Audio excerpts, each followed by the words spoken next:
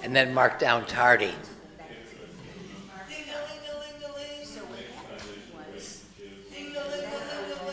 That's okay, Maida.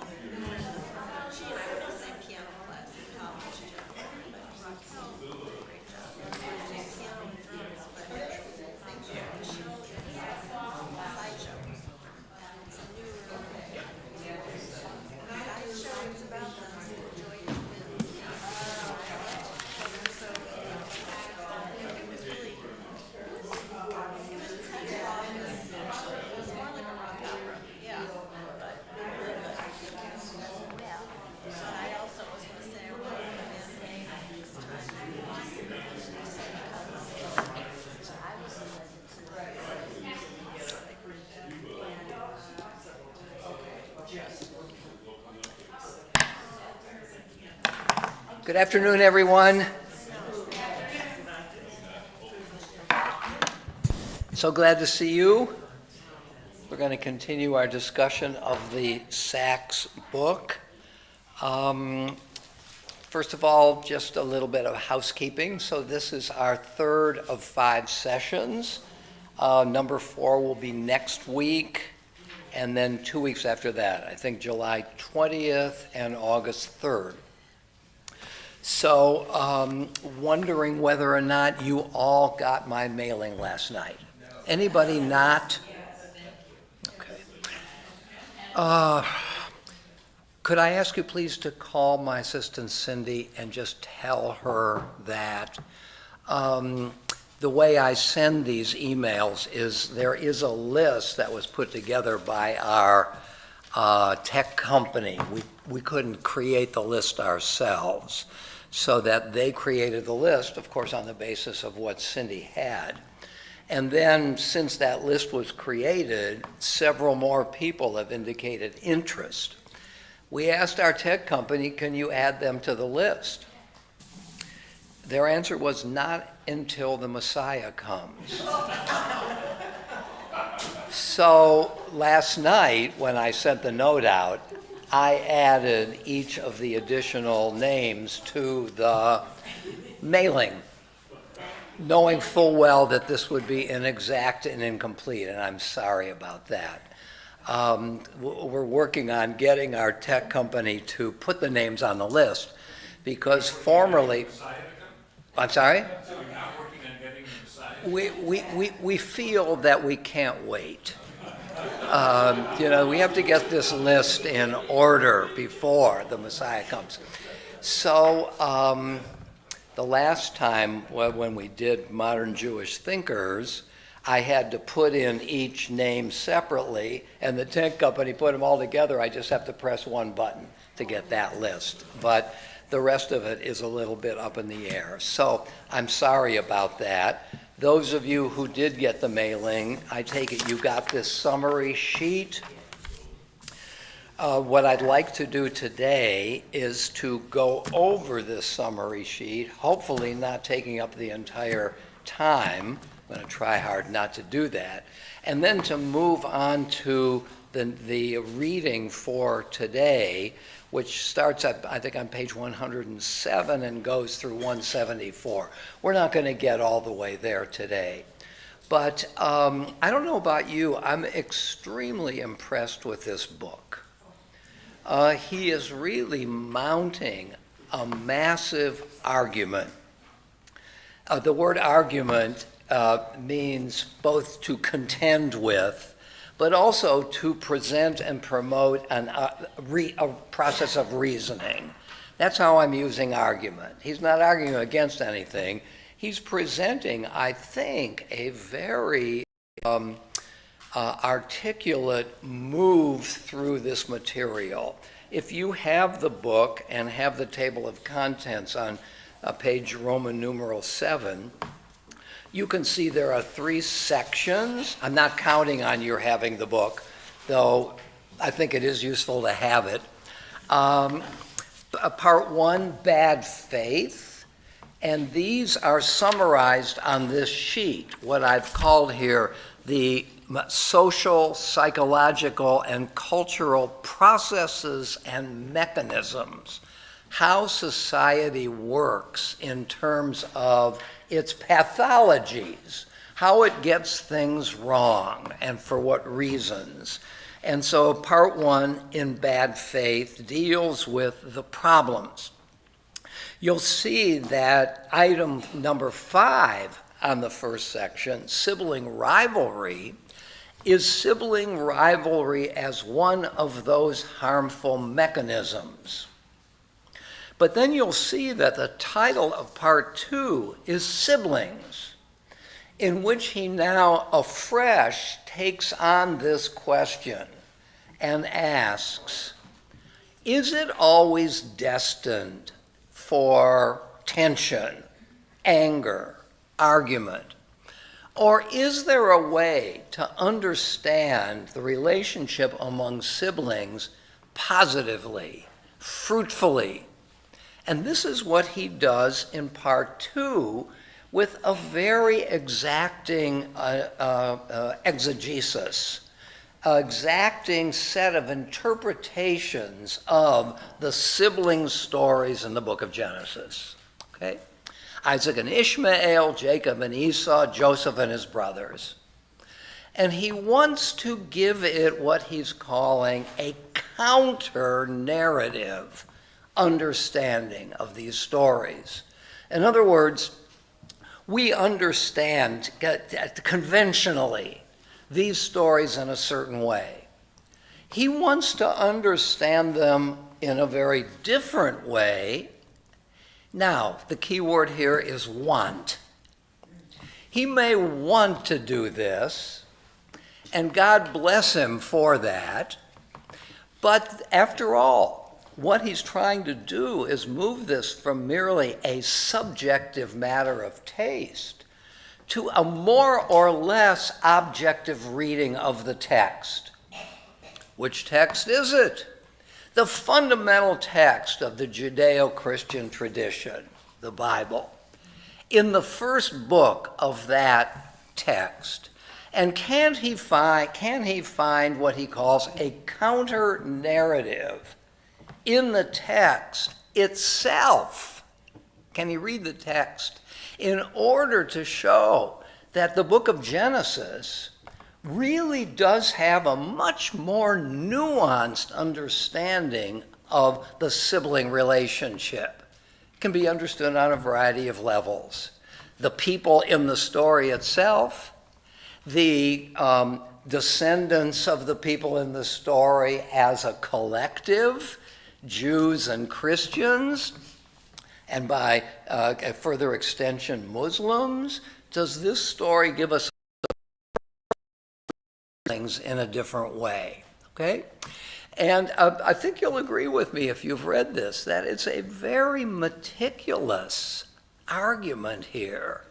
And the more coherent, the more comprehensive, the more compelling. That's what we look to the process of reasoning for. Not that it covers everything. There's an emotional aspect to an argument as well. But if he can create a coherent argument, Then he has tried to move the discussion among siblings further. Ellen? I found this book, the discussion of Genesis and the relationship, the sibling rivalry, so brilliant. But I'm not a scholar.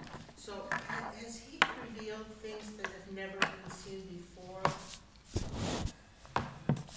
Look, I think he's one of the major thinkers of our time.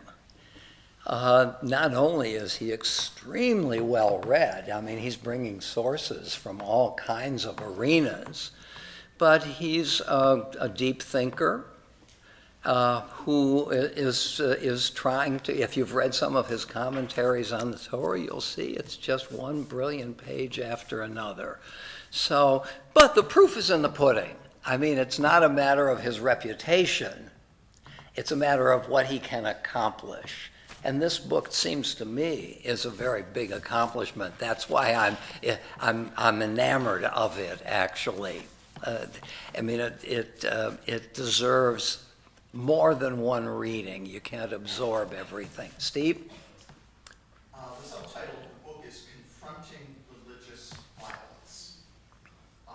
And as I've been reading,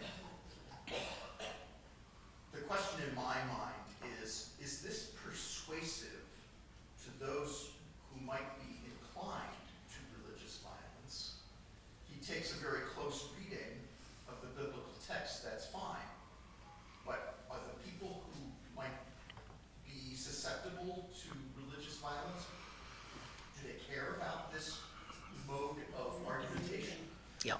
So, I mean, Steve is raising the question that we all raise about the relationship between, let's say, intellectual endeavors and the mainstreams of social interactions.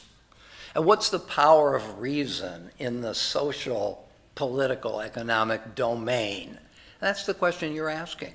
Well, look, I mean, I think the question, I think the answer to your question depends upon the career of the ideas contained in this book for those who are reading it and being persuaded or not persuaded by it. I mean, you think of some of the major thinkers. Think of Spinoza, whose writing is extremely complex.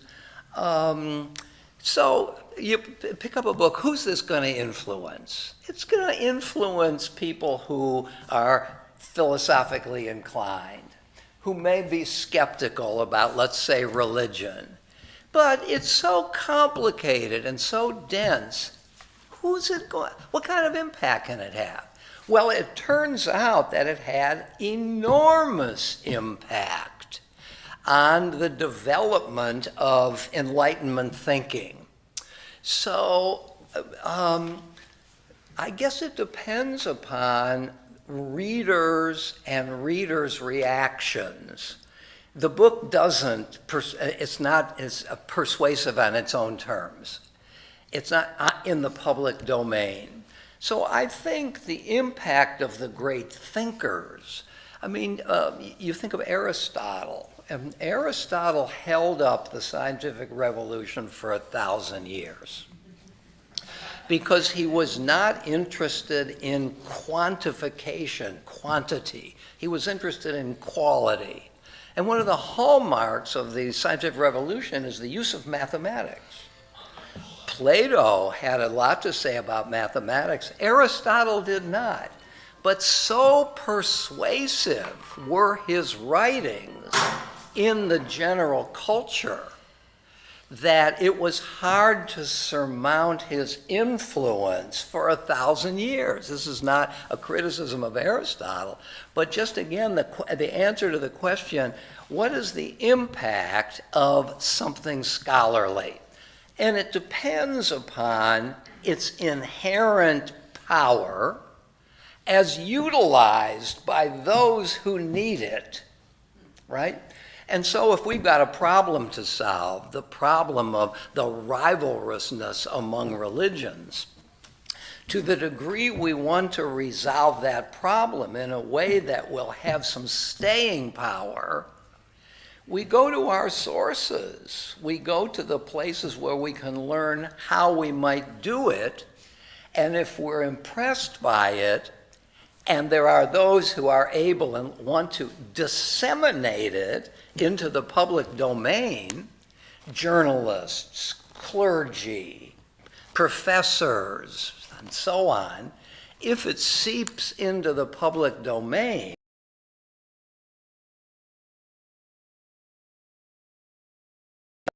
talk about it, it may very well have impact. But it's all, isn't it? It's all contingent.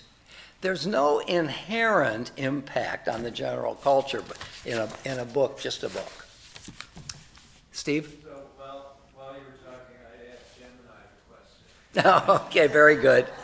I take it all back in advance. So, and it says that it's a landmark text, widely well received, et cetera, and has been studied by the Brookings Institution in its exploration of the roots of global extremism. So it's having an impact. This was my question after reading it. What has the impact of the book been, and who's saying what about it? And it can't happen overnight. I mean, let's suppose 15 professors, 15 clergy decide to begin to promote it. It's still going to take some time to seep into the culture, because inertia, doing tomorrow what we've been doing today, right, has power. It's hard to overcome inertial forces. So what I'd like to do is to go through this sheet, but not everything, just to build ourselves up to what he says on page 102, which leads to the future. So we're going to just look, I hope somewhat quickly. Page 9. Our first topic here is altruistic evil. And on page 9, near the bottom, we need a term to describe this deadly phenomenon that can turn ordinary, non-psychopathic people into cold-blooded murderers of school children, aid workers, journalists, and people of prayer. It is, to give it a name, altruistic evil. And here's its definition: evil committed in a sacred cause in the name of high ideals. Let's not misunderstand this. He's not talking about a sacred cause in the positive sense. No, let me take that back. He's talking about culturally specific sacred cause. If your cause is to undermine Western democracies, that's your cause, which is sacred to you. Altruistic evil is serving your cause by doing evil things. Okay? So it's an oxymoron in a way. We don't think of altruism as eventuating an evil. And that's where sacred cause or high ideals. I would have preferred he put those two pairs of words in quotes, so we get the point that there's some irony here. But you see the idea here. Let's turn to page 34. Reciprocal altruism is the next mechanism. Page 34, second paragraph. This solves the Darwinian dilemma of how non-genetically related individuals can cooperate to form groups, okay? I may have a predilection to love my children, to love my parents, those who are genetically connected to me. In what sense will I love or care about those who are not genetically connected to me? If you do to others what you expect them to do for you, share food, give warning of impending danger and the like, then the group will function effectively and survive. If not, you will be punished, and so on. Biologists call this reciprocal altruism, and so on. So he's got the use of the word altruism in our first two pairs of terms in opposite senses. Altruistic evil, reciprocal altruism. And a way to think about this is we tend to be altruistic toward our own and anti-altruistic against those who are not our own. Altruistic evil. Okay? And these are mechanisms of what I'm calling them processes that work in social relationships. Number 3, the role of religion, page 31. The same, I'm looking at the paragraph right above the space. The same is true of religion. The world's great faiths have said sublime things about love, compassion, sacrifice, and charity. But these noble sentiments have often been confined to fellow believers, reciprocal altruism, or at least potential fellow believers. Against non-believers, members of another faith or of none, and those of our faith we deem to be heretics, religion can be brutal and pitiless. Okay? So the role of religion can take at least 2 forms.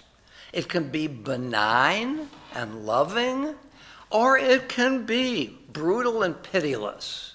Okay? So I think this is an important part of his argument.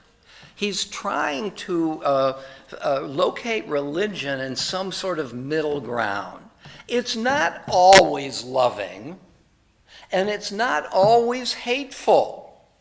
It can go in either direction. Okay? So religion here becomes, look, if it can manifest itself in 2 opposite ways, it must be an instrument of other forces. Because why would it, on the one hand, be loving and compassionate, and on the other hand, be the opposite? Something else must be at work in triggering that kind of relationship, that kind of impact of religion. Okay? He told you about that before. I'm sorry? Yeah. When he said, you like people, and they're good, and you can love them. If you don't like them, if they're not in your group, you hate them. Okay, very good. So that's what he's talking about. And it depends on the religion. Some religions started hating a lot of people. We're not talking about any particular religion, of course, but, religion was founded on either killing everybody, having them join you, or make them dimini. Or make them what? Dimini, lower people. Oh, that's an overstatement. Might be. Love your neighbor as yourself. I mean, love is frequent throughout the fundamental literature. So I think we ought to take seriously, I'm not trying to convince you about it, the fact that religion can manifest itself in a variety of ways. It is a power. And power, by definition, is value neutral. It can be used for good, it can be used for evil. Let's turn to page 37. Just one sentence at the end of the first paragraph. Religion creates and sustains communities. Okay? So he's making the point here that religion can be an instrument of cohesion. If we have certain things in common, certain beliefs, certain values, it can bring us together. Just think about the role of worship in its social function. I'm not talking here about its theological function. Of course, we can. It may deepen our belief in God or our belief in certain values. But we come together to do something in common. Forget what it is for a moment. That helps to create and sustain communities. So in this book, he's also trying to tease out the functions of religion for better or for worse. Page 38, the very top line. As Haidt puts it, whatever its origins, the psychology of sacredness, he's not talking about the belief structure of sacredness, the psychology of believing helps bind individuals into moral communities. Many believe that the word religion comes from the Latin religare, meaning to bind. It's a very fascinating idea, isn't it? Page 51, psychological dualism, third paragraph on 51. So he's talking at the beginning of the third paragraph after the space about different illustrations of the dualistic ideas in religion and philosophy and so on. End of the fifth or sixth line. But there is also what I will call pathological dualism. In other words, he's not claiming that dualism per se is pathological. We may believe in different forces, the good God, the evil God, God, the demiurge. That is not harmful per se. It's just the understanding of the world in terms of two different forces. Okay? Pathological dualism is the use of the dualistic concept for harmful purposes. I will call pathological dualism that sees humanity itself as radically ontologically. Ontologically means what it is fundamentally in its existence. Sees itself radically ontologically divided into the unimpeachably good and the irredeemably bad. Okay? Now he's using value terms, good and bad. You are either one or the other. That's what makes it pathological. It creates conflict.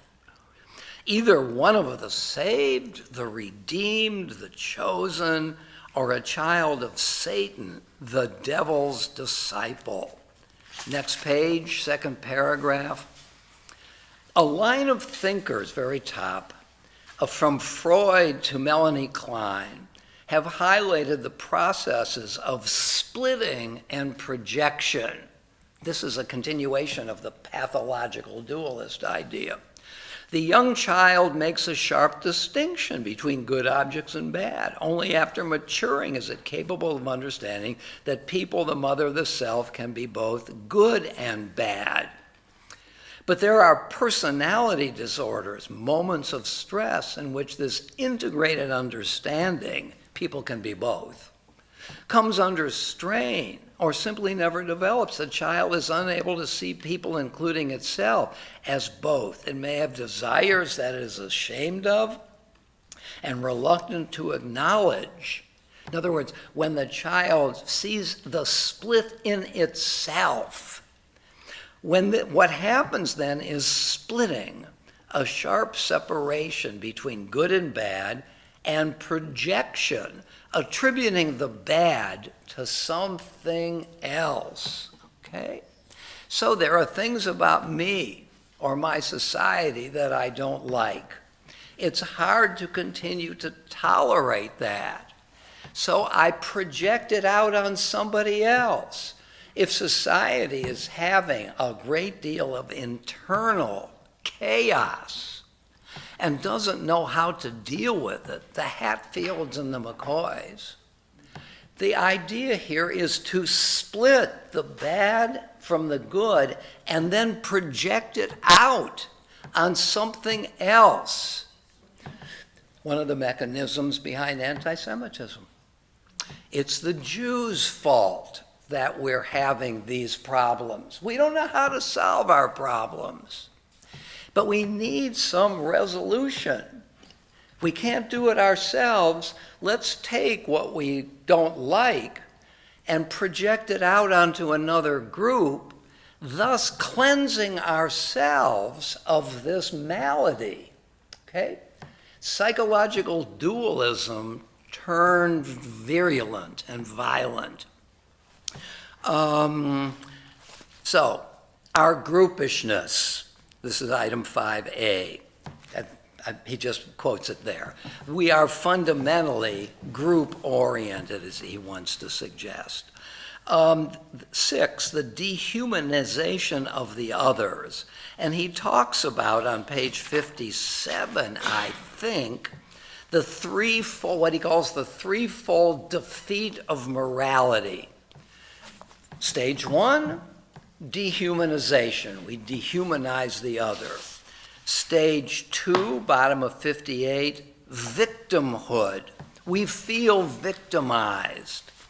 Then on page 61 at the bottom, when dehumanization of the other and demonization are combined with a sense of our being victims, a third stage becomes possible. The commission of evil in an altruistic cause. So this is the use of the processes of demonization and so on, creating a sense of victimhood in order to try to resolve problems. Notice that all of these mechanisms, except religion, which we pointed to, are not religious mechanisms. They're mechanisms of a society that is confronted with problems and possibilities. And how does it act in order to highlight the possibilities and to try to deal with the problems? Religion will come to serve some of these, I think what he would call, more fundamental social psychological mechanisms. Religion is not innocent, but something underlies its the kinds of activities that it engages in. Harry? It seems to me that the term altruism here is what I guess I'll sometimes use the term overburden. In other words, I think of altruism as, personally, I'm walking down the road, I'm whatever I am, 77. I mean, I'm gonna last probably forever. Basically, there's a kid who's maybe 5 years old, who's drowning. Let's say I think I could swim well enough, essentially to, go out and get the kid. I manage to do that, smash my head against a log while I'm doing that. A kid gets to the, shore. I get up and I keel over because I got a hemorrhage from having smashed my head. Nobody paid me for that. Basically, I didn't get maybe the best I ever got out of it was channel, 19 News saying something nice about me. That might even disqualify it as altruism. In other words, when you're talking about things being framed in a religious context, the fact you're not getting paid, for example, doesn't mean you're necessarily altruistic, because you could be having a whale of a time in the next life. In other words, I think he's giving some of this stuff a little bit of a break by, in fact, using a term that we tend to think of almost as nice, altruism, just by saying, well, you're not getting paid for it, or you're not, basically, you're not getting a material gain. Although a lot of people will question sometimes that, in fact, you do get some material gains for being altruistic even in this life. But, in the next life, you're golden. Yep. You're going to have whatever reward is coming. You're going to be up with good in a heart. You're going to be in a cloud. You're going to have how many others that are going to be serving you. Basically that. And that, it seems to me, is not trivial when you see things like ISIS Yeah. and other groups where they have interviewed people who are big time characters in there, and they are often, I think, framing things in terms of, oh yeah, don't you worry about this. We're setting ourselves up for what's going to come next. Yeah.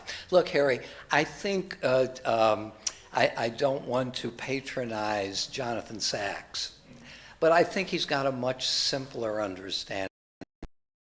And that is doing good for somebody or some group. I think that's what he has in mind. Doing good. so that reciprocal altruism is to do good for you as you are doing good for me. Forget the other consequences, the other implications, the other meaning. Pathological altruism is also doing good for somebody. That's why it's altruism. But pathological altruism is also doing bad for somebody. That makes it pathological. If I'm bombing the towers in lower Manhattan, I am being altruistic. I am trying to help my group. That's his fundamental definition of altruism, doing good. Without reward. Though there might be reward, it's not contained in his understanding of altruism. It might be, we might say, well, if you're doing it for reward, that's not altruism. This is all a complexity. I think that he's talking about, look, we can do good for our group in two ways: to help it in its own terms, or to help it by doing harm to our enemies. Don't you think those who committed suicide at the towers in 2001 felt that they were doing good? Now, if we step back and say, was it really good, we might say, oh, wait a minute here, look at the cost. But they psychologically were trying to help their community. So, and it's true, this is another mechanism. Why are you doing evil? It's not just that I'm doing evil. If by doing evil, I'm helping my group. And this separates, once again, this is another way of creating some kind of chaos. So I don't know that we ought to overcomplicate this idea, which I think for him has a very simple but extremely potent set of meanings. Okay, so on page 75, where am I? The second paragraph. By sacrificing the outsider, this is Girard's view of the role of violence, a revenge killing has taken place so both sides can feel that justice has been done, but in such a way as to stop the cycle since the victim is not a member of either contending groups. Hence Girard's contention that first, the primal religious act is human sacrifice. Second, the primal sacrifice is the scapegoat. And third, the function of religion is to deflect away internal violence that would otherwise destroy the group. First violence, then religion comes to try to understand its use. So this is the idea number 7. It's not religion, this is a quote from the book on page 74. It's not religion that gives rise to violence, it's violence that gives rise to religion. I don't know how cogent that is, but it's one of the ideas that he's promoting here. Let's look here at number 9 under sibling rivalry. And the subtopic A, what he's calling mimetic violence. Mimesis is imitation, okay? Imitative violence. So let's turn to page 87. I guess 88 is what I want to do. So, is this what I want to do? No, I want to do 90.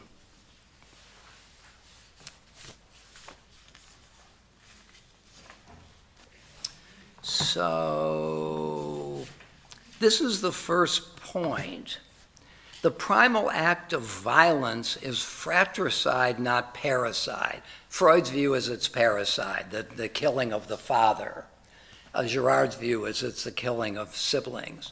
Sibling rivalry plays a central role in human conflict, and it begins with mimetic desire, the desire to have what your brother has, or even be what your brother is. So we are jealous given a scarcity of goods.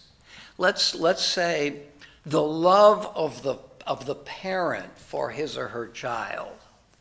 And the children often feel that mom loves you better, on the assumption that she doesn't have enough love, or he doesn't have enough love to go around, and I feel that it's unequally distributed.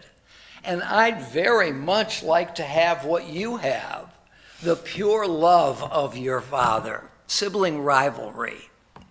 So it's an example of wanting to have what another has. Think about the application of this to religion. Who is the chosen people? Well, I see that group X is claiming that it is chosen by God. I, in another group, am envious of that. I want to have what you have, the love of God, especially for me. And so I create a rivalry with you over who really has it. I take it one of the ways of understanding the Crusades in the Middle Ages is, who does God love more, Christians or Muslims? And whoever controls Jerusalem must have a sign that God loves us and not you, so on. So this notion of mimetic desire taken to an extreme is an extremely potent mechanism. Let's turn to 92, page 92. Third line of 92. My argument in this chapter will be simple. It has to do with narrative and identity. You see how he's beginning to anticipate his massive interpretation of the Genesis stories. It's narrative that gives us our identity, is something he'll want to say explicitly. It has to do with narrative and identity, the stories we tell ourselves to explain who we are. It turns out that Judaism, Christianity, and Islam all define themselves as narratives about the factor identified by Girard and felt by Freud to lie at the root of violence, namely sibling rivalry. And mimetic desire is a mechanism in the phenomenon of sibling rivalry. Page 98, bottom paragraph. It is now clear why Judaism, Christianity, and Islam have been locked in a violent, sometimes fatal embrace for so long. Their relationship is sibling rivalry, fraught with mimetic desire, the desire for the same thing, Abraham's promise. And page 99, third paragraph, at the heart of, see it? At the heart of all three faiths is the idea that within humanity there is one privileged position, favored son, chosen people, guardian of the truth, gatekeeper of salvation, for which more than one candidate competes. The result is conflict of the most existential kind. For what is at stake is the most precious gift of all, God's paternal love. Now, think about that. That is very potent, isn't it? So the assumption here is that not all of us can have it, that we compete with one another for who is the top dog. And oftentimes, as I pointed out the illustration of the Crusades, what happens in history is taken as a sign of who is favored. Okay? So number 10, important summaries. Let's go back to page 39. important summaries. Paragraph beginning, violence. Violence has nothing to do with religion as such. It has to do with identity and life in groups. Religion sustains groups more effectively than any other force. It suppresses violence within. It rises to the threat of violence from without. Most conflicts and wars have nothing to do with religion whatsoever. Here I think he's overstating it. But nevertheless, to the degree to which this amalgamation of social and economic mechanisms that are not religious per se, the more power we see in that argument.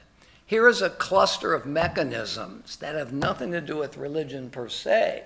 To the degree that he's right about this, to that degree, religion's role in violence is diminished, or diminished as an independent source of violence. He wants to make a case that religion often serves these other mechanisms, okay? And I think that is disputable, but I think that's his claim. So, back to page 39 here. Let's start it again. Violence has nothing to do with religion as such. It has to do with identity and life in groups. Religion sustains groups more effectively than any other force. It suppresses violence within. It rises to the threat of violence from without. Most conflicts and wars have nothing to do with religion whatsoever. They're about power, territory, and glory, things that are secular, even profane. But if religion can be enlisted, it will be. I think that's a nice summary of his perspective. Okay, so let's turn to page 102 and take a look at his transition to the next topic, to part 2. So, 102. It turns out, however, that the tension was there from the very beginning, long before there was Christianity or Islam. Let's go back a paragraph before. But this has brought us to an astonishing conclusion. Theologians have usually assumed that this tension arose with the birth of Christianity, sibling rivalry. Until then, there was only one Abrahamic monotheism, Judaism, and its battle was not with siblings, faiths that were part of the family, but with idolatry. Only with the birth first of Christianity, then of Islam, was the tension born out of the competition for most favored faith in the eyes of Abraham's God. What he's suggesting here is one might think that this rivalrousness only emerged with the birth of other monotheistic religions. So he's going to challenge that claim. It turns out, however, that the tension was there from the very beginning, long before there was a Christianity or Islam. The key narratives are in the book of Genesis. It is there that the drama of choice began. Isaac, but not Ishmael. Jacob, but not Esau. It was not some late development 2,000 years ago. It had existed before then within Judaism itself. It must therefore be a problem in Jewish, not just Christian and Islamic theology. This is quite unexpected. What is more, as soon as we state the problem, we begin to discern hazily in the distance the glimmering of a solution. Okay? You can see he's pointing to part 2. For can it really be true that the God who created the world in love and forgiveness, setting his image on every, emphasis on every human being, loves me but not you? Okay? Now look, he's not making an independent theological point. He's not saying, let's all agree that God is loving to some groups and not to other groups, and there is this element in the world. He's not saying that in order to go on this book, you have to believe in this theology. What he's saying is, given this theology, what are its implications? In other words, I might not believe the elements of Judaism, but I know that it's a mechanism that works in the world. And can it be turned to good uses? Well, look, if rivalrousness is an element of all societies, then maybe not. Maybe religion is, we have to throw up our hands and say we have to find something else. And frankly, look, this was what animated the development of the Enlightenment. The religious wars in the 17th and 18th centuries, which sickened Europe. Let's put religion aside and try to form society on another foundation, okay? He's not making the point here that religion itself is good or bad, but let's see how it works. So, he's saying here in the middle of this paragraph, which is, it turns out, however, it was not some late development 2,000 years ago. It existed before then within Judaism itself, and so on. What is more, next paragraph, as soon as we state the problem, we begin to discern hazily in the distance the glimmerings of a solution. For, now the next sentence is just pulling out the logic of monotheism. Okay?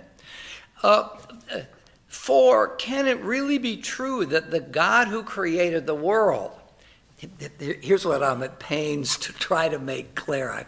I'm not making it clear even to myself here. Assuming the story of biblical religion, which after all has had a powerful impact on culture from the very beginning, can it be true that the God who created the world, here's what I want to say here. You might say to me, I don't believe God created the world. Okay, that's fine. You don't have to believe it. What he's saying is, let's take this story in its own terms. And if we have a God who created the world in love and forgiveness, can it be true that the God who created the world in love, setting his image on every human being, after all, this is one of the ideas of biblical religion, that let us make human beings in our image. It doesn't say, let us make Jews in our image. Let us make Israelites in our image. Let us make human beings in our image. So this is the Bible's, let me call it, universal humanism, that every human being has dignity and value.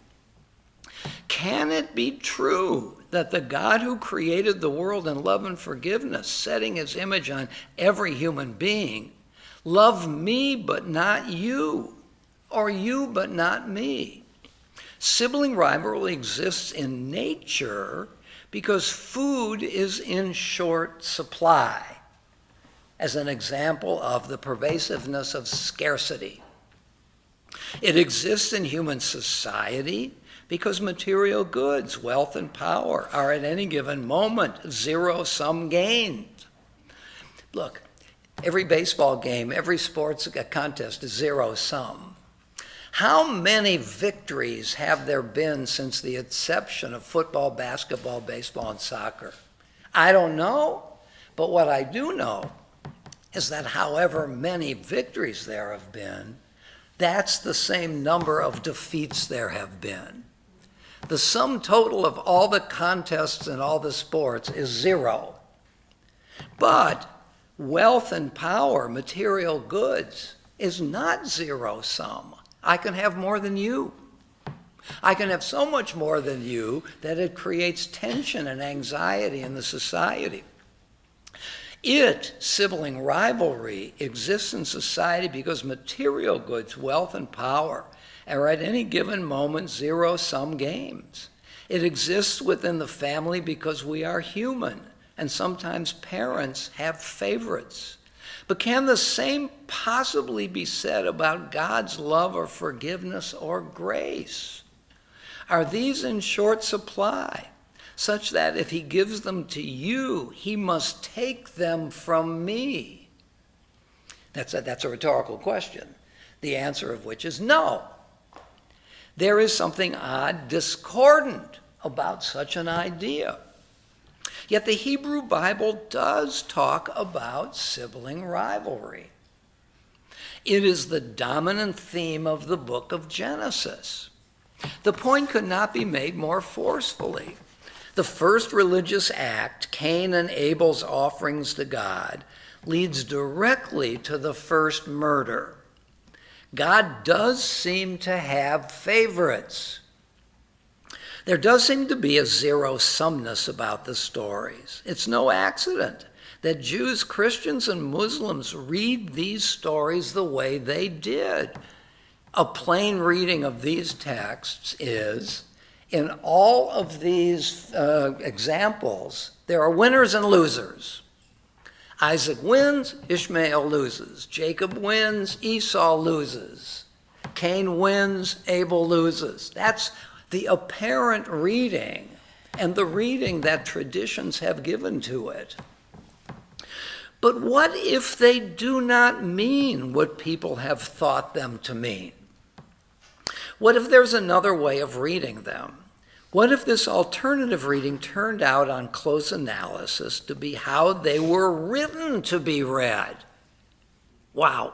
You mean to tell me that for 3,000 years, these stories have been misread? And they can be misread in at least two different ways. One, you've missed the main point. Or two, you haven't delved closely and carefully enough to see beneath the apparent surface of the stories something else is going on. In other words, I think his claim is going to be that we might want the stories to say something they don't seem to say. Good for us. We're benign, we're benevolent. We don't want sibling rivalry to be so pervasive. Or a careful reading of the text shows us that behind the appearances in the text itself is what he's going to call a counter-narrative that is as powerful, if not more so, than the surface narrative itself. Okay? And this very idea of counter-narrative, I mean, think about the way in which it's been deployed in the feminist movement. I mean, we think of biblical religion as deeply patriarchal, and in so many ways it is. I mean, 40 of the 43 kings of ancient Israel are all men.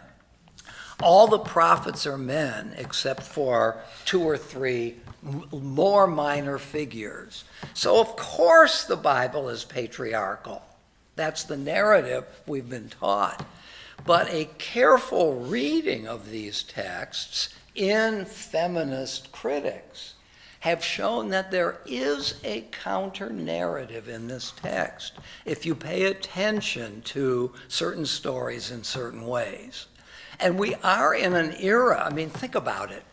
Revolutions can be initiated by counter-narratives. This is really not the way things are. The texts to which we have some devotion have different narratives to teach us, and these counter-narratives can be the foundation of social revolutions. This is what he's arguing for. Let's go back to page 103, first main paragraph. But what if they do not mean what people have thought them to mean? What if there's another way? What if this alternative reading turned out on close analysis to be how they were written to be read? What if the narratives of Genesis are deliberately constructed to seem to mean one thing on the surface, but then in the light of cues or clues within the text, reveal a second level of meaning beneath? So he's making an interesting point here, because what he wants to say is they were deliberately constructed to mean two things. One thing on the surface and one thing below the surface. And I think his argument is going to be that, let's take Jacob and Esau, that the story has two purposes, and his reading will give the details on this. One, that Jacob and Jacob's descendants are special. They are chosen in some way. But below the surface is the claim that just because one person is chosen for one kind of thing doesn't mean that his antagonist is not chosen for something, or that that person is rejected. To be chosen, if A is chosen, B may not be rejected, but be chosen for something else. This is his argument here. In other words, he's not trying to deny the surface meaning. I might think that a counter-narrative has the goal of destroying the cogency of the main narrative. Let's label the main narrative A and the counter-narrative B. I can read A in one of two ways. That A is the main meaning and that B doesn't exist. Or A is a significant meaning, but that doesn't mean the denial or the repudiation or the rejection of B. So the point of his counter-reading is to try to bring to light B, the revitalization of the losers in the book of Genesis. Esau, Jacob and Esau, Ishmael, and in some way the brothers of the Joseph story, even though that has a very different kind of ending. So back to 103, what if the Hebrew Bible understood, as Freud and Girard, as did Greek and Roman myth, that civil rivalry is the most primal form of violence? And what if, rather than endorsing it, it set out to undermine it? So what he's suggesting, hypothetically, as the Bible's deeper reading is not meant to sustain sibling rivalry, but to subvert it. As he says here, subvert. And what if, rather than endorsing it, it set out to undermine it, subvert it, challenge it, and eventually replace it with another quite different way of understanding our relationship with God and with the human other? What if Genesis is a more profound, multi-level, transformative text than we have taken it to be? What if it turned out to be God's way of saying to us what he said to Cain? That violence in a sacred cause is not holy, but an act of desecration. What if God were saying, "Not in my name"? Okay. We finally arrived at the title of the book. Such a suggestion sounds absurd. Jews, Christians, and Muslims have been reading these stories for centuries. Is it conceivable that they don't mean what they've always been taken to mean?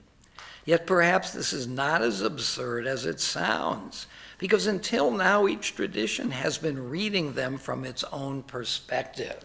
I mean, he's taking on the claim that, could we, all of us, be misreading the text for 2,000 years? I mean, is that plausible? And his answer is yes, on some level. But if we try to put aside what he's calling our own perspective and really get to the text as it is and not read through the prism of particular communities' needs, can we really get around our predilections to the text itself? And if we did, we would see a text we didn't know existed. That I believe is his claim. Is it conceivable, near the beginning of the last paragraph, that they don't mean what they've always been taken to mean? Yet perhaps this is not as absurd as it sounds, because until now each tradition has been reading them from its own perspective. But the 21st century is summoning us to a new reading by asking us to take seriously not only our own perspective, but also that of others. And I take it by the 21st century, he just means at the end, so to speak, of a long train of holy wars, both in the name of religion and in the name of other isms.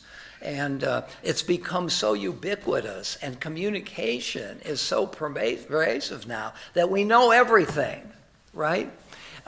It took a couple of weeks for news of Lincoln's assassination to get to the other side of America. Now, if somebody is, God forbid, assassinated at 7 o'clock in the morning, by 7:02 everybody knows it. So that the 21st century has not only brought us these calamitous wars, but we know it all. And the knowledge of it has an impact on our psyche.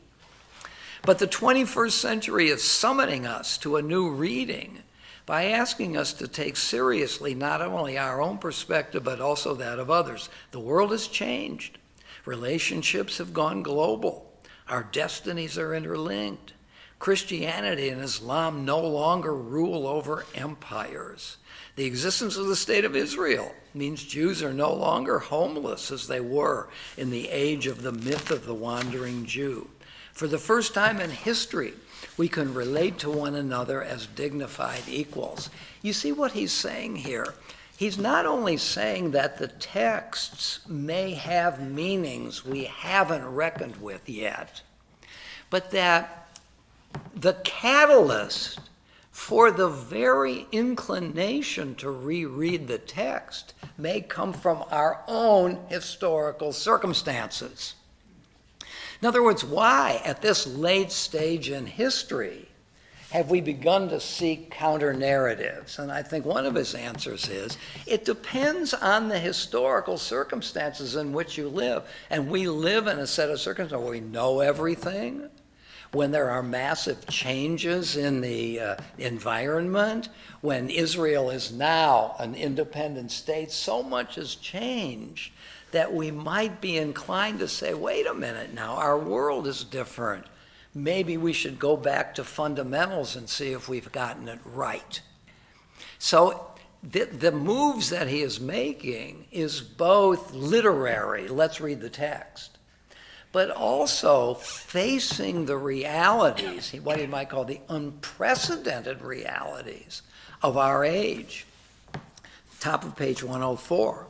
Now, therefore, is a time to listen in the attentive silence of the troubled soul, to hear the word of God for all time, the word of God for our time. Part one is offered an explanation of the fraught, often violent relationship between the three Abrahamic faiths, and it is found at its tormented heart a series of stories about sibling rivalry and mimetic desire. Part two offers a radically different reading of those narratives, seeing in them signposts to a world in which brothers, with all their differences and dissonances, can at last dwell together in peace. Isaiah's great idea here: beat their swords into plowshares, spears into pruning hooks. So I want to move to part two, but not before we have a general discussion. What thoughts do you have about this? How does this appeal or not appeal to you? Yes. I understand the sibling rivalry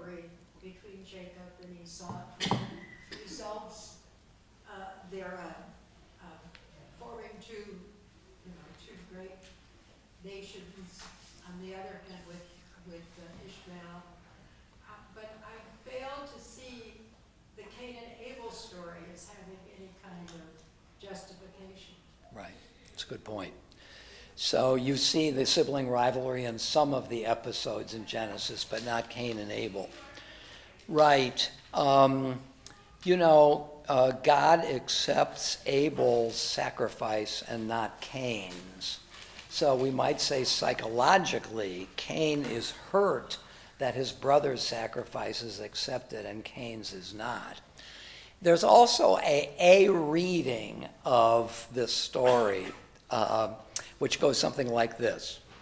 At the beginning of chapter 4 of Genesis, let me go there. Genesis chapter 4. This is right after the Garden of Eden story. Now the man knew his wife Eve, and she conceived and bore Cain, saying, I have gained a male child with the help of the Lord. Now one reading of this, where does she say this? I have purchased a child along with God. The text doesn't say with the help of the Lord.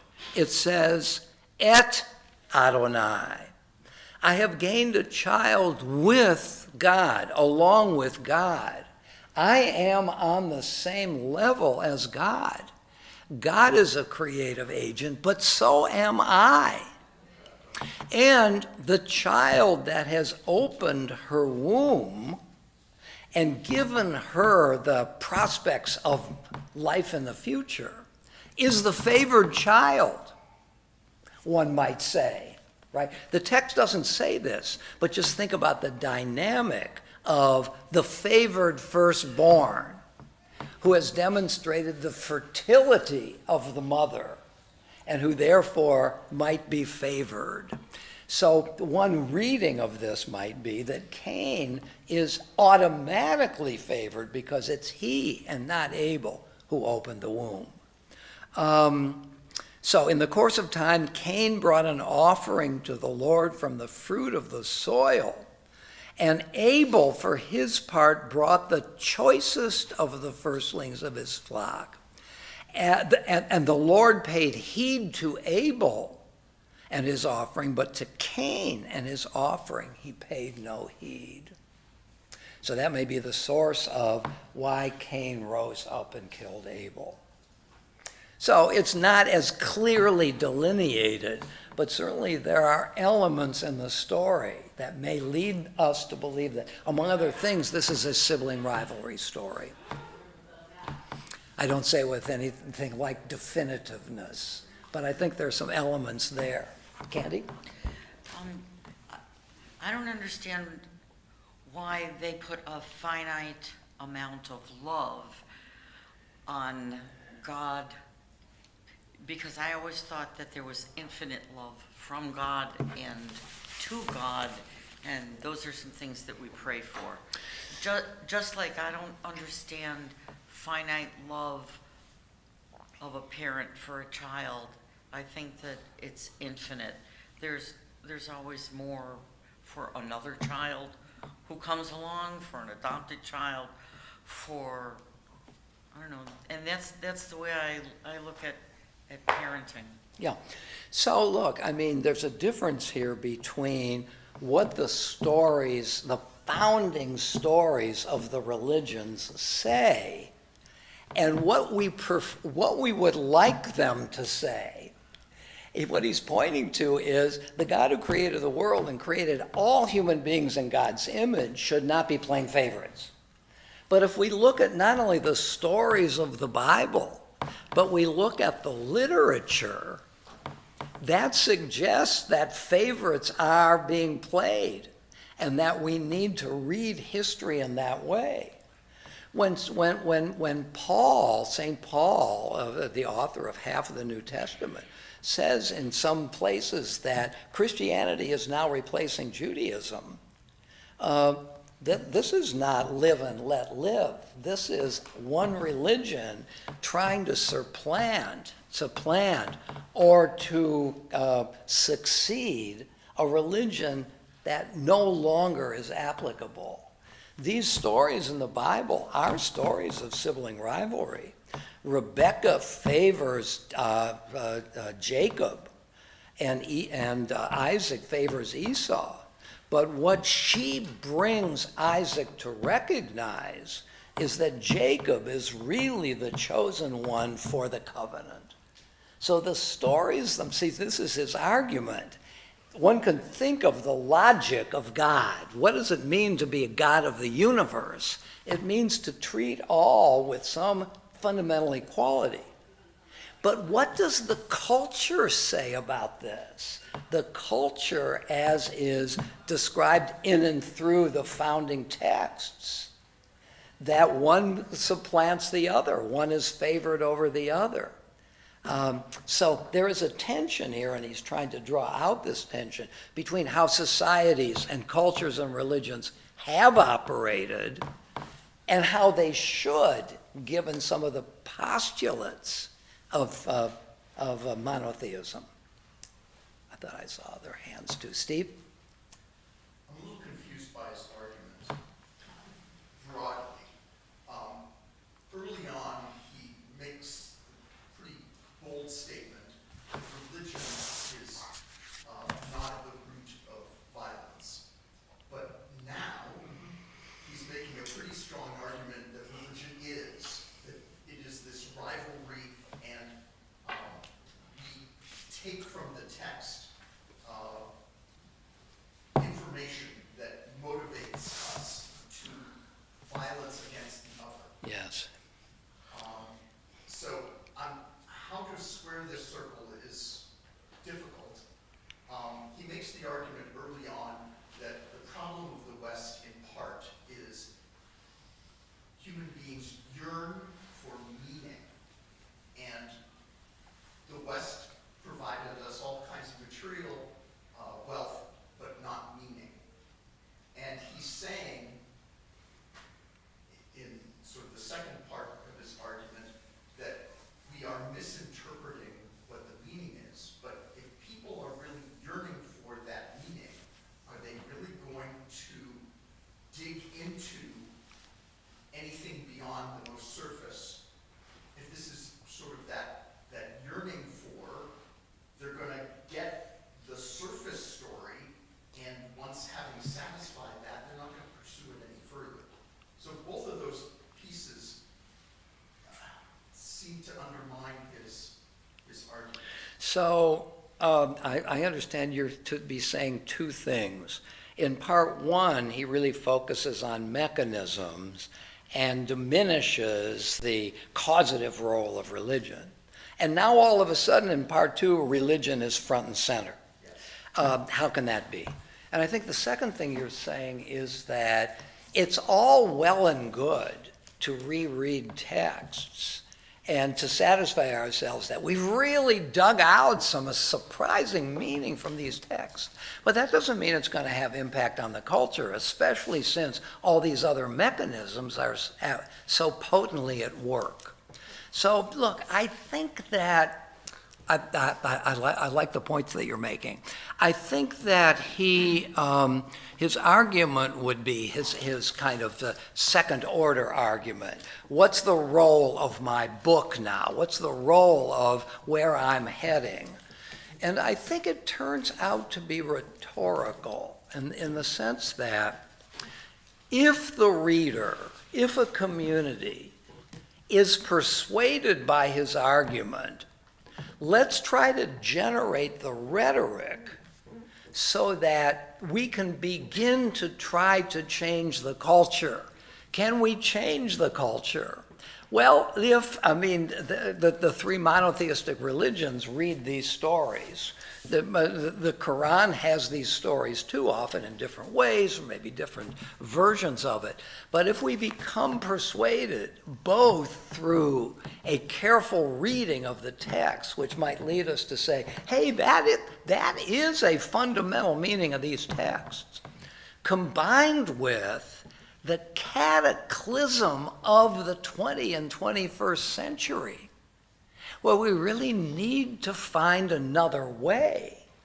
Maybe those two factors, the power of the text, now correctly understood, plus the need for another paradigm in the hands of those who want to promote this. And after all, I mean, how did the Enlightenment become pervasive in Europe? Through publicists, through writings, through pamphlets, Thomas Paine's Common Sense, promulgating the values of the revolution.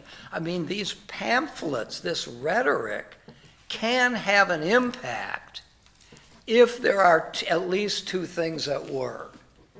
A new paradigm of fundamental texts.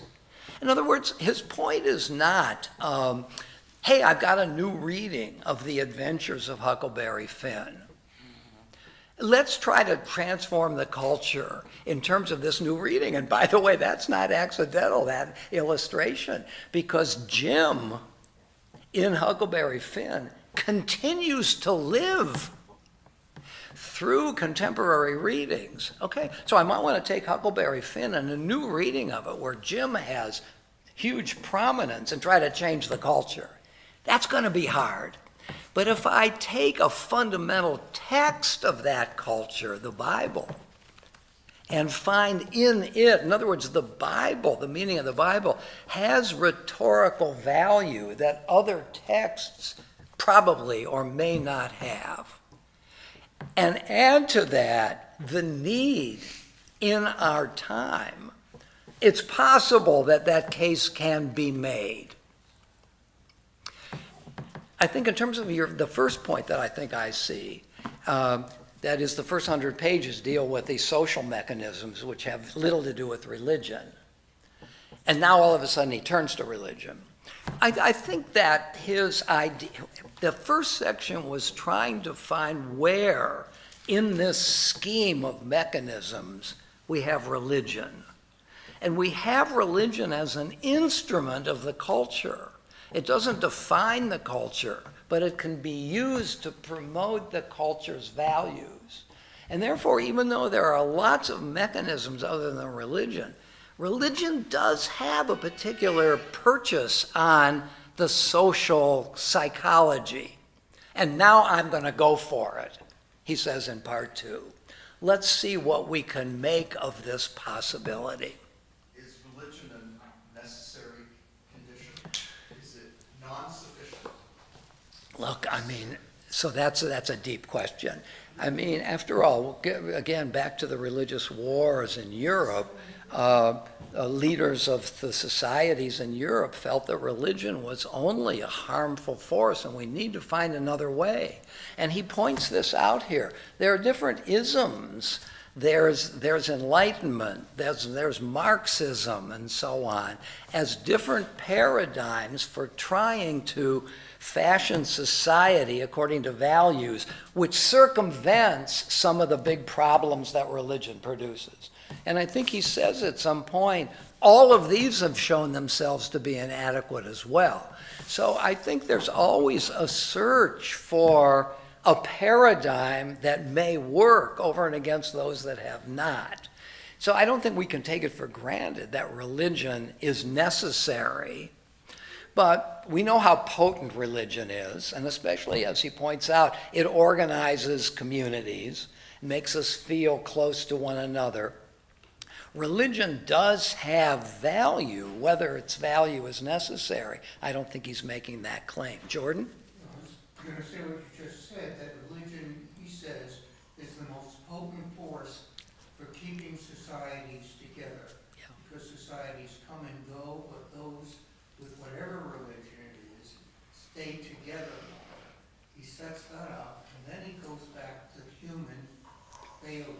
Yes. The desires, the drives of humanity in the bigger arena that religion has allowed the societies to keep together.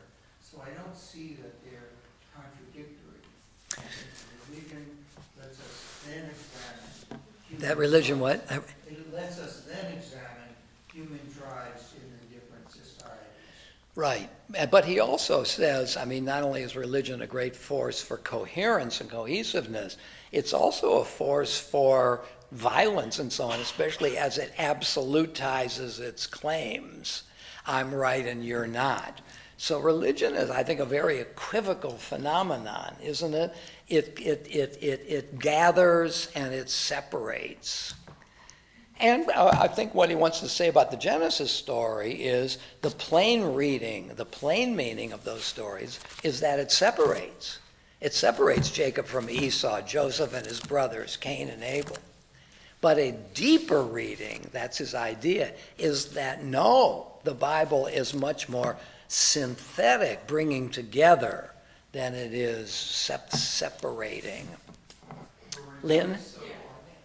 Except when it's used by those in power Yeah. for evil. And for example, Eddie Glaude's new book that you've mentioned in Torah study the past couple times you've been there, I've been reading. And an example would be, of course, when white leaders in North Carolina became very upset when the Quakers began freeing their slaves. Yeah.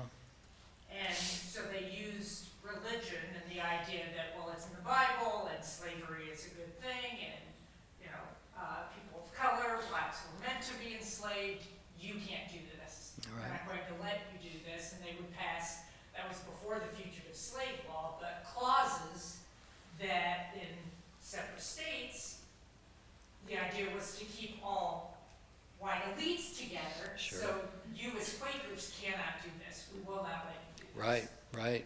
And, I mean, that's an example really of using religion in an argument to keep power, I think. Right. Absolutely. I mean, religion is often a force for stabilizing prejudice and making it seem normative. Right. Other comments about that? How is this argument striking you so far? Does it seem powerful? Yes. This is far out, and it's kind of, it's my wish in a way. It seems like a metaphor to look underneath and be more curious about what's happening on the surface. Motivations. Let's not judge so quickly based on what it is. And, I mean, this goes into every walk of life. Yeah. Not only war, but human interactions, everything. And what's that about me as well as what's happening between us? Yeah, no, you're making a good point, especially about text. And once we think texts are sacred, we think we know what they mean. And in a way, it's cyclical, isn't it? I have a need to promote certain values. I have texts that I venerate. Let me read those texts to reinforce my values. Socrates claims that the goal of philosophy, or hard thinking, we shouldn't think of philosophy as different philosophies, but a way of thinking, hard thinking. And for Socrates, the goal of philosophy is to turn opinion into knowledge. And the only way I can do that is to be skeptical of my opinions, to try to see through them. And it's very easy to rest satisfied with one's opinions as if they were the only truth. And I think that in that sense, I don't want to make him a philosopher here, but I think that's what he's doing here. He's taking conventional readings, the readings that have sustained communities. We think we know what the Bible means. But a careful reading, a skeptical reading, a curious reading might tell us that so far our understanding of the Bible has the status of opinions and not knowledge. Let's take another look. That doesn't mean through this other look we're going to arrive at knowledge, but at least we've relativized our traditional reading about its adequacy, which is a good thing. Because to be skeptical is to fend off dogmatism. I'm not sure I'm right. If I'm not sure I'm right, I'm not going to go after you because I think you're wrong. So the first move is always skepticism. And that's why Socrates was strung up by Athens, because skepticism is it's a very hard foundation for social equilibrium. Yeah, Steve? He's the first guy who's come up with this theory. Is he?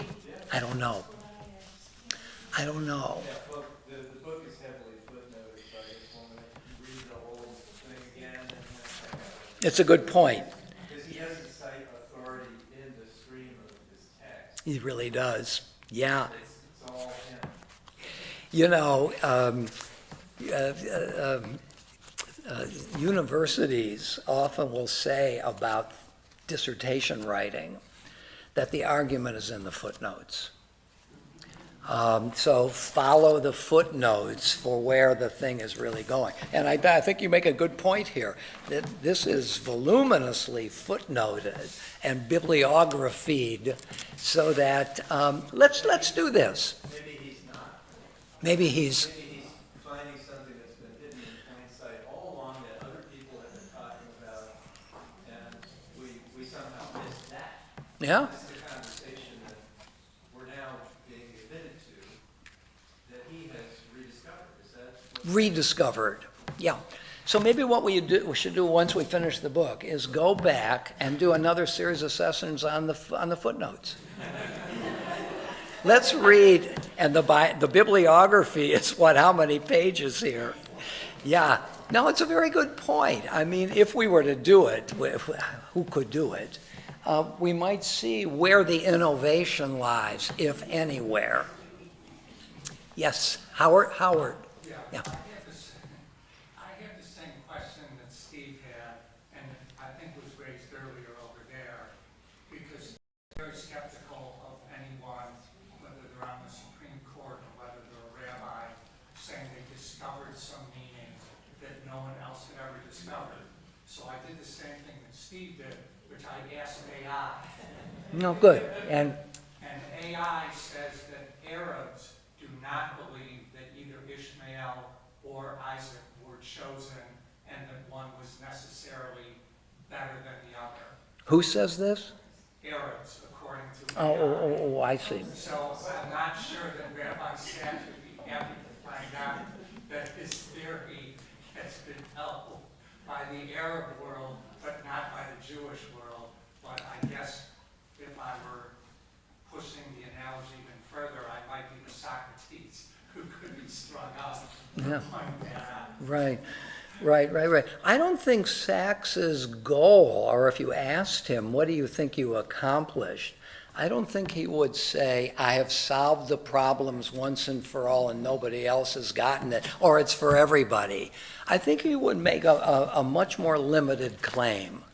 I've tried my best to create a coherent theory based upon data and not preference.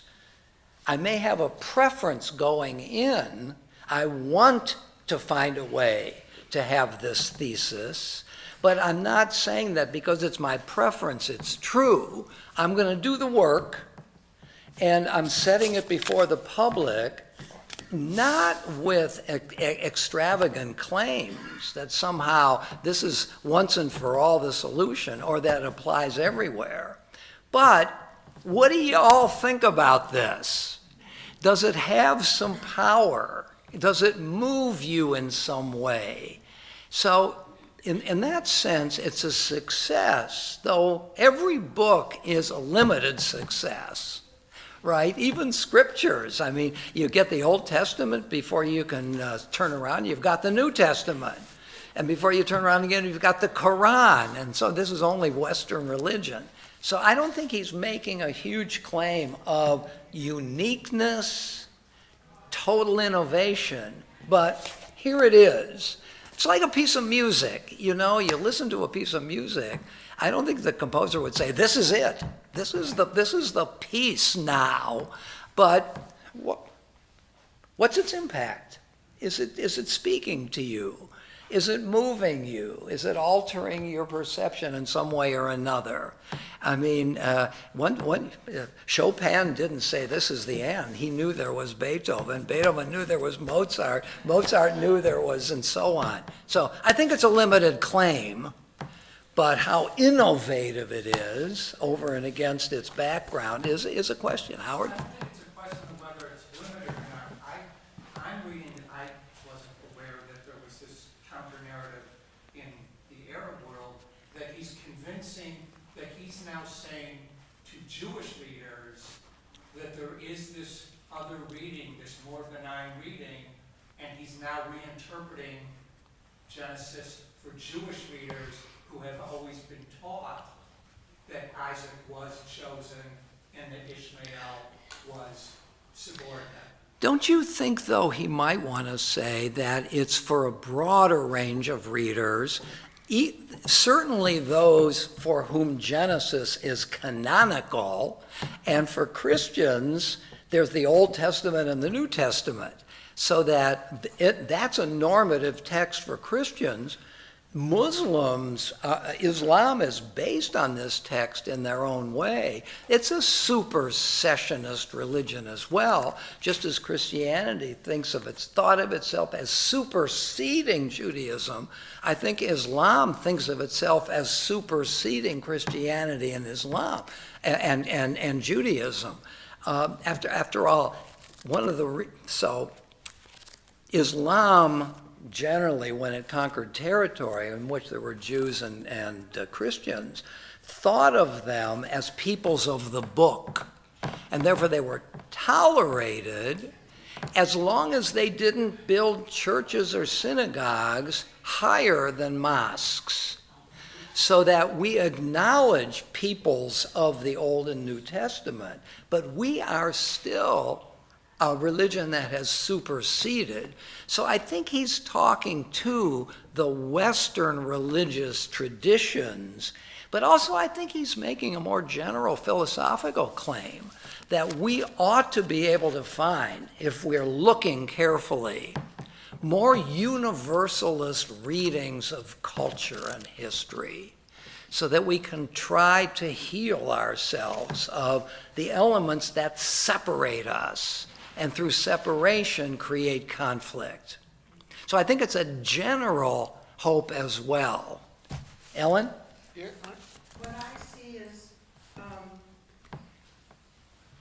that I could be Shakespeare with this in mind, Sure. and reinterpret the whole thing. Try it. I would like to.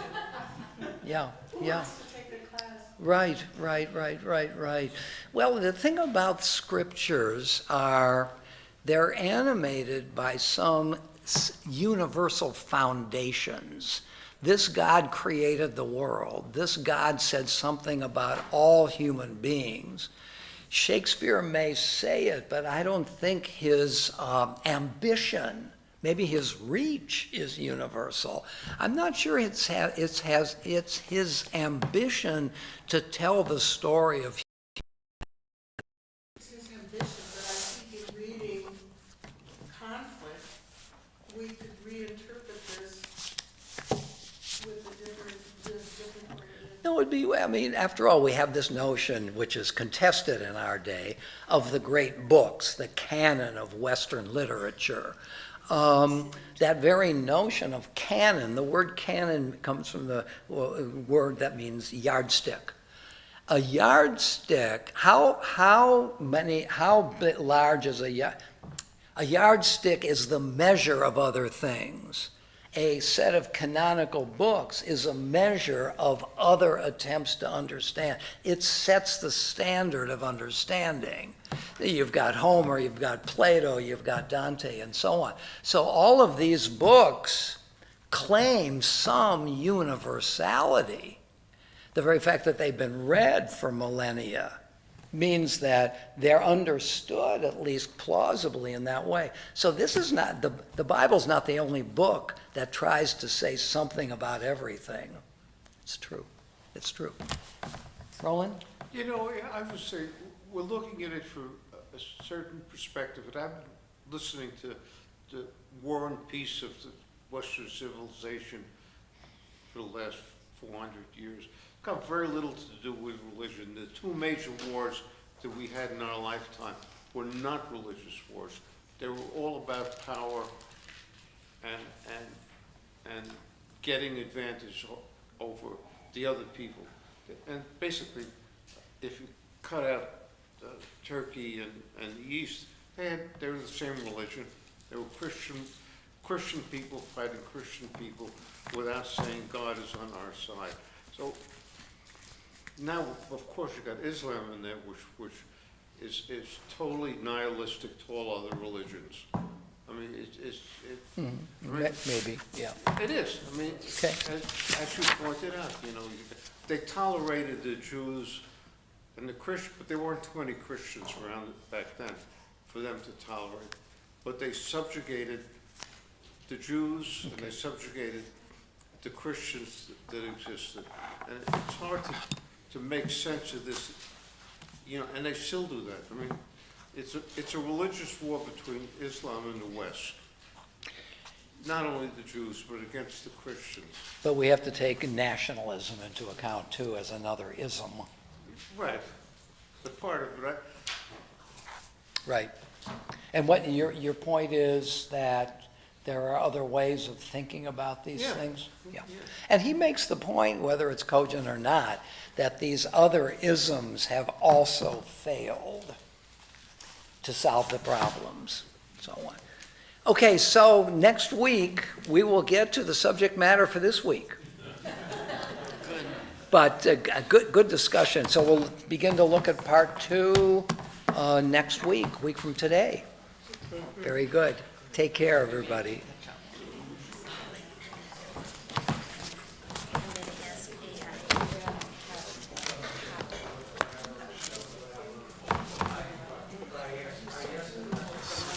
Tell Linda we missed her. Excuse me? Tell her we missed her. Okay, no, she's having trouble with her eyes, so. Yeah, she's going for surgery tomorrow. She had implanted lens and it dislocated. So I gotta take out the old lens and put a new lens in. And, this has been going on for 5 days and I'm trying to figure out what the problem was. Is this the right amount? We sail along one day after another, and Right, we suddenly get exactly. caught up short. We'll tell them, figure it out. You know what we're going to do next time. Hi. Dan Drudge. Hi, Dan. Roger. I was not in your first 2 classes, so you may have discussed this, but I've read a number of his books, and it just seems to me like he tends to, in my opinion, simplify things, and I feel like what he's saying here is there's a difference between God and religion. Huh. I think that's an interesting point. I think he would say that to the degree to which religion has separated itself from God, or to say it quite differently, separated itself from a true understanding of God, that God is a universalist. Right. And religions that have ignored that are, in some ways, aberrant forms of religion.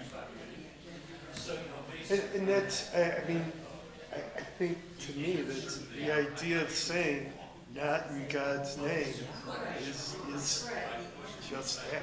Right. Something. No, I think you're right. I mean, I think he's looking for a sort of revolution in religious thinking. That we have to wean ourselves from this business of we're right and you're wrong, we're God's chosen. Because the God that the Bible features wouldn't do that. It's his idea. Well, yeah, I mean, monotheism seems that's his view. Yeah, no, that's right. And a monotheism that doesn't try too hard to say what God means. That God spoke to me and not to you. Right. But that God is a universalist. Right. It's religions that you know, I mean, obviously, he would say Judaism is the faith. I believe he would say. But he would also say that, you know, religions tend to just go off on their own. Oh, no, that's for sure. Just like fans of teams, I mean, the team I follow is the Guardians. Yeah. For New Yorkers, Derek Jeter, oh my God. So we all tend to become particularists in a way. And notice when he goes to Genesis, he's going back before there was Judaism. Was it Noah, Jews? That's right. These are all, I mean, both Christian and Islam. Think of the Genesis stories as part of their story. So that there's something very adroit about going back to the Bible, which is pre-separation into different religions. But I mean, in my reading of it, he always seems to say, you know, to be a good person. And within the context of Judaism, but I always remember him saying, money makes generous people more generous and greedy people more greedy. An interesting point, right. So it comes down to character. Yeah. Great. Nice to meet you. Nice to meet you. Dan. Yes. And I'll remember because I have a Dan myself. One of my kids is a Dan. Take care. People, they seem to be holding Jonathan Sacks to some standard that, I mean, what if we just consider this a midrash? I mean, and you look at midrashes, I mean, even some of the ones that quotes about Isaac going and getting Hagar and bringing, I mean, hasn't that been, you know, so that's one thing. Maybe it gets, maybe something, it triggered something in some of these folks. And so, you know, you blame the messenger. The other thing I was thinking about, I mean, part of the argument is in the sibling rivalry part is that nobody is rejected, everybody has a different role to play.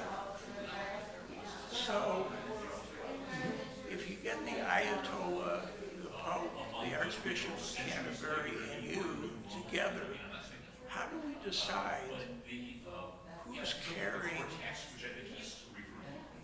the Abrahamic promise and who's not rejected, but who's like the other child? Who? Are you saying which religion and which representative has got the true understanding? Well, the idea was that Esau was clearly not the guy.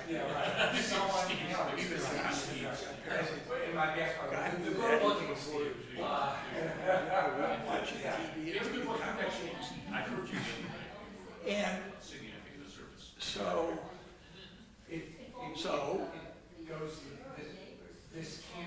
it had to be Jacob that carried the covenant, but Isaac, Esau, at least based on that story, became prosperous and seemed to have lived a moral life. He comes back and he offers himself to Jacob. Right. Of course, the rabbi, I mean, you know, that's why I don't understand. I mean, that's on the surface reading. So then the rabbi put in that instead of kissing him, he bit him. I mean, why do they have to? I mean, that's in history, obviously comes down a lot worse than Ishmael. Yeah. But I think that does that the rabbi said Other, especially Jewish sages, Mars was used around 4,000 years before. So, the first part of that is kind of Bible. So, it doesn't